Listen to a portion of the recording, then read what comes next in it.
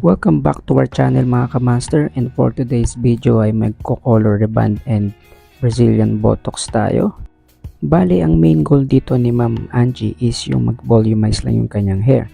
Pero sinabi ko po na kapag ka-rebanded siya is may straight talaga siya. Isa pa sa concern ni Ma'am Angie is yung makover yung kanyang gray hair dahil marami na siyang puting buhok. And then para hindi po madry ay magpa-Brazilian Botox tayo dito.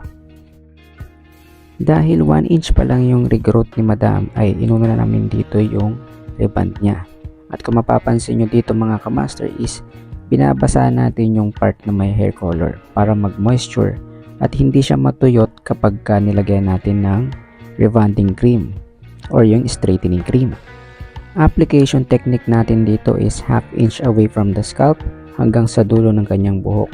At ang ginamit nating pang-reband dito is yung lightness na width. Tandaan natin dito mga kamaster na ang buhok ng ating client is color treated hair. Hindi tayo pwedeng pabagal-bagal dito mag-apply ng pang-reband.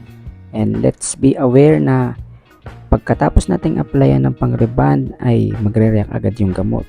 Kaya kailangan natin bilisan at i-check agad natin yung unang pinaglagyan natin dito ng pang-reband. Dahil mabilis ang processing time ng reband natin dito ay binalikan ko kagad at nag-strand test ako dito. Bali mabilis lang din at very magiging elastic na rin siya at malambot. At this part ay na-confirm na natin na process na yung reband natin. Kaya ngayon ay pababanlawan lang natin siya with conditioner.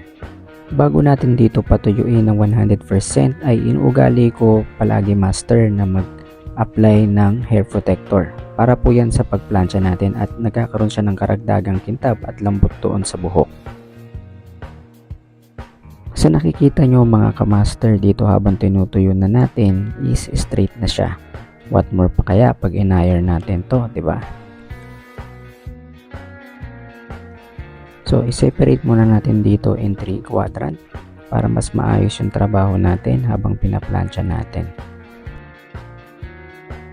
Okay, magplansya na tayo dito using my Max Styler iron. So ang init ng plancha na gamit ko dito is around 370 Fahrenheit. Sa pagpaplansya naman mga kamaster ay manatiling maging malumanay lang tayo sa paghatak at wag naman natin masyadong hatakin yung ulo ng customer para hindi rin masakit sa kanilang ulo.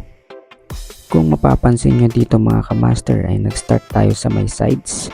So wala namang problema kahit saan tayo magsimula pa nagpaplansya tayo. As long na aayusin natin at iipitin natin ng maganda yung buhok at yung ating pagpaplansya.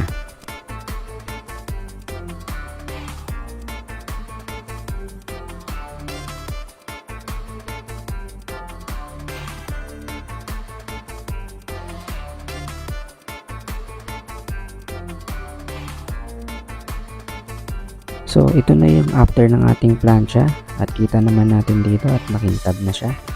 Pagkatapos naman yan ay mag-hair color tayo dito at hindi ko na pinakita kung paano natin ginawa. Let's proceed sa ating neutralizer. Nakikita nyo rito. Dahil 1 inch lang yung regrowth ng buhok ng ating client na tumubo, dahil lumitaw na rin yung puti niya ay inuna lang natin yung kulay dyan. At pwede nating isabay yung neutralizer. So question, pwede ba yan? Oo, pwede po yan. After naman natin ngayon ma-secured na na-cover na yung gray hair niya is magpo-proceed na tayo sa Brazilian Botox. Pagkatapos natin dito mapabanlawan ay patutuyuin natin siya ng 80 to 100%. Hindi na rin natin kailangan dito gumamit ng shampoo para ma-open yung pores ng buhok ng ating client. Dahil totally naka-open pores na yung buhok ng ating client dahil nireband natin. Application ng Brazilian Botox natin dito mga kamaster is 1/2 inch away at i-contour natin ng maayos para mas spread siya ng mas maganda. Ibabad natin siya dito ng 1 oras at pagkatapos ng 1 oras ay i-blower natin ng 100%. Pwede tayo gumamit dito ng paddle brush para mapabilis ang pagpapatuyo.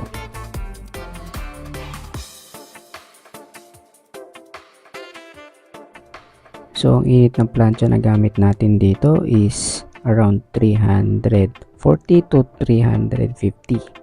So alala lang tayo at huwag tayo masyadong mainit yung plancha rito.